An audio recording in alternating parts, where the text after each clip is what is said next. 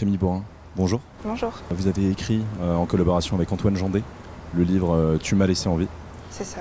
Donc qui retrace l'histoire avec votre mari de votre exploitation porcine et le moment où il a mis fin à ses jours.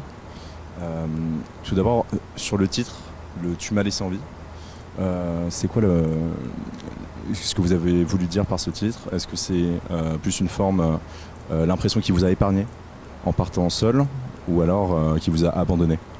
Non, il ne m'a pas abandonné, il m'a épargné en partant seul, je pense.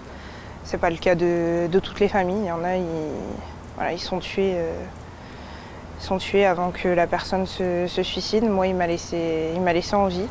Et puis c'est une photo que j'ai retrouvée le soir de son décès où il m'avait laissé un mot profite de la vie. Donc il m'a laissé en vie, donc il faut profiter de la vie, même si je survis, on va dire. Mais il faut profiter de la vie.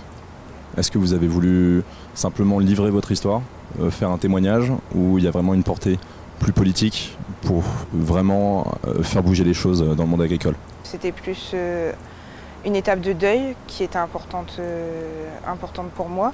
Après, sur l'aspect professionnel, oui, c'est pour faire réagir les gens. Justement, dans le livre, vous faites une grosse critique du monde agricole et de tous les organismes autour, les banques, les coopératives. Qu'est-ce que vous leur reprochez à tous ces intermédiaires? De la manière dont ils fonctionnent, c'est un peu de l'annonce-assistance à personne en danger. C'est-à-dire que on travaille du lundi au dimanche, on ne vit pas, puisque de toute façon on se prélève à peine de quoi vivre. Mais ils nous laissent comme ça, on nourrit la France entière. Et c'est même pas nous qui choisissons nos prix, c'est les organismes qui choisissent pour nous.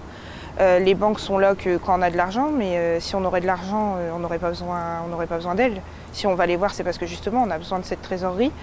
Et puis tout ce qui est chambre d'agriculture, même quand le drame arrive, ils sont même pas là. Donc ils sont pas là avant. Nous personnellement, on a été suivis par une association Solidarité Paysan ils ont fait un travail formidable. Et ça, je pense qu'aujourd'hui, ils accompagnent de plus en plus de familles, malheureusement.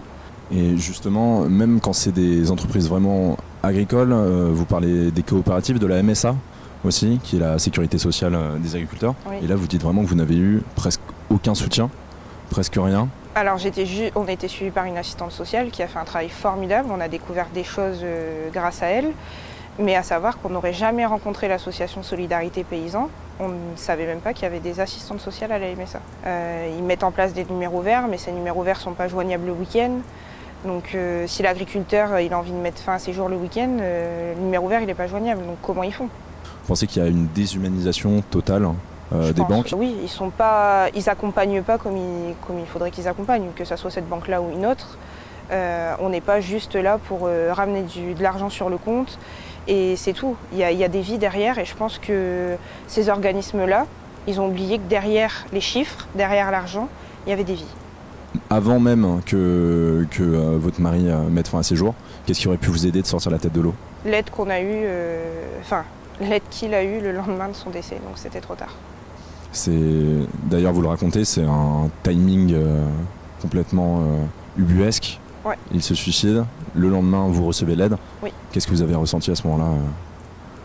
Je pense que c'est parce que j'étais tellement malheureuse que j'ai fait aucun acte,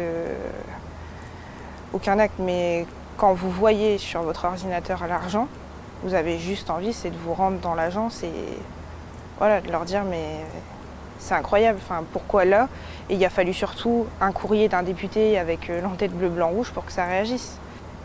Dans le livre, à plusieurs passages, on sent quand même un très gros ressentiment contre le reste de la société, tous ceux qui ne participent pas en fait au monde agricole. Oui, j'en veux à ces consommateurs qui ne comprennent rien, parce qu'on est des méchants, on est des pollueurs, on se fait agresser quand on est dans les champs. Mais par contre, le jour où vous êtes coincé dans la neige, où vous avez votre fosse des toilettes pleine, là vous savez venir nous trouver. Vous revenez aussi souvent sur la charge de travail que vous abattez avec votre mari.